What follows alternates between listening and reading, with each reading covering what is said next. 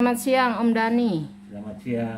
Om Dani sebagai salah satu anggota dari LBH Apik NTT, dan kita juga melihat bahwa maraknya berita tentang dugaan penipuan yang dilakukan oleh Nadia Ryukao dan ibunya.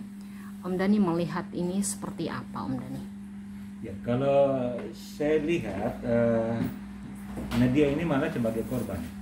Dalam konteks tertentu dia korban dari ibunya, karena kita lihat background kasus ini itu pada tahun kalau tidak salah tahun 2016 itu ibunya mengalami masalah hukum terkait dengan masalah yang sama, itu masalah soal penipuan tiket ya. Itu dilakukan, dan dari beberapa berita yang kami dapatkan itu ada hubungannya dengan soal hutang piutang yang dilakukan oleh orang tua.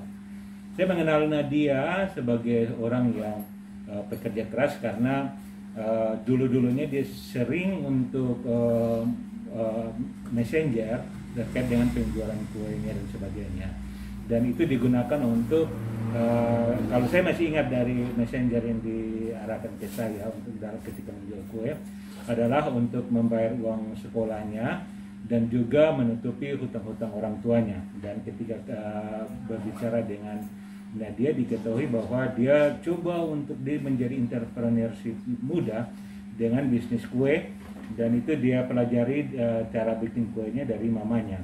Om Dani, sebentar Om Dani.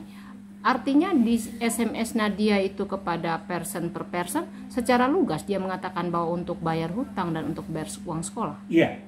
Di messenger saya karena mungkin karena sudah sering menawarkan makanan, sehingga ketika itu dia mengatakan lagi perlu uang dan sebagainya. Tetapi kemudian pada beberapa saat saya lihat bahwa muatan messenger itu bukan seperti bahasanya Nadia lagi, tapi itu bahasa orang lain, dan saya membayangkan mungkin akunnya itu juga dipegang oleh ibunya. Dilihat bahwa sudah ada pelanggan Nadia dan sebagainya. Dan saya juga melihat pada kasus Nadia ini ada kemungkinannya ibunya menggunakan Nadia untuk kepentingan-kepentingan itu. Mungkin awalnya meminta Nadia untuk menawarkan, tapi kan setelah Nadia menawarkan itu, kemudian segala prosesnya itu dilakukan oleh ibunya. Sehingga saya melihat bahwa ada intervensi dari ibunya membuat Nadia tidak bisa mengambil sikap yang secara mandiri untuk menentukan itu. Dan akhirnya tidak bisa juga terlepas dari kasus itu ya, karena dia duluan yang menghubungi seperti itu ya. Oleh karena itu juga ketika misalkan ketika mau dikenakan pada Nadia untuk kasus ini, saya teringat pedoman kejaksaan tentang terkait dengan mengadili perempuan, tentang pedoman nomor 1 tahun 2021, judulnya yang pasti saya enggak ini, tapi itu terkait dengan pedoman kejaksaan dalam mengadili tindak pidana yang dilakukan oleh perempuan. Seperti apa? Ya, kalau dalam konteks itu saya melihat bahwa harusnya kita menempatkan Nadia pada kasus ini. Ketika orang menyalahkan Nadia, maka kita berpedoman pada pedoman kejaksaan itu harus melihat background kasus itu. Background itu apakah memang Nadia ini memang dia punya niat untuk melakukan kejahatan itu, ataukah dia hanya diminta oleh ibunya atau dipaksa oleh ibunya untuk sekedar memperkenalkan terkait dengan jual motor, dengan menjual jual nama dirinya dan sebagainya untuk kepentingan ibunya.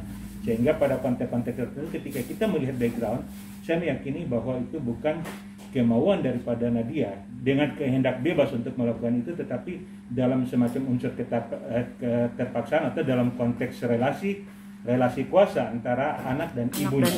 Jadi saya melihat bahwa dia mengalami tekanan karena relasi antara seorang ibu dan seorang anak. Ada relasi kuasa di situ. Itu poin saya. Om Dani, jadi harapannya Om Dani untuk proses penyelidikan ini bagaimana untuk pihak kepolisian? Iya, bagi saya harapan pertama, kalau misalkan polisi memproses ini, polisi perlu untuk mendudukkan posisi Nadia dalam konteks ini. Awalnya itu harus sebagai korban, dan perlu diketahui bahwa asas praduga tak bersalah itu harus dikedepankan.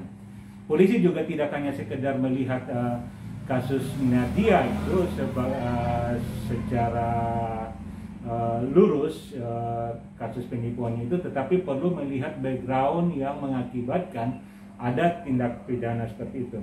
Bisa melihat bahwa apakah memang dalam konteks ini Nadia itu sebagai korban ataukah memang dia pelaku. Kalau menurut saya mau lihat pada background, maka polisi bisa menempatkan dia sebagai korban atas adanya suatu relasi kuasa, itu relasi ibu dan relasi anak. Mungkin juga bukan hanya ibunya, ada pihak lain juga ya. Bisa juga, makanya background daripada kasus ini harus didalami secara jernih oleh kepolisian.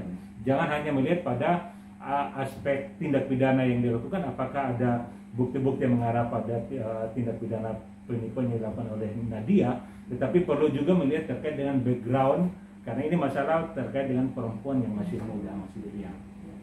Terima kasih Om dari Manu. Terima kasih. Ya.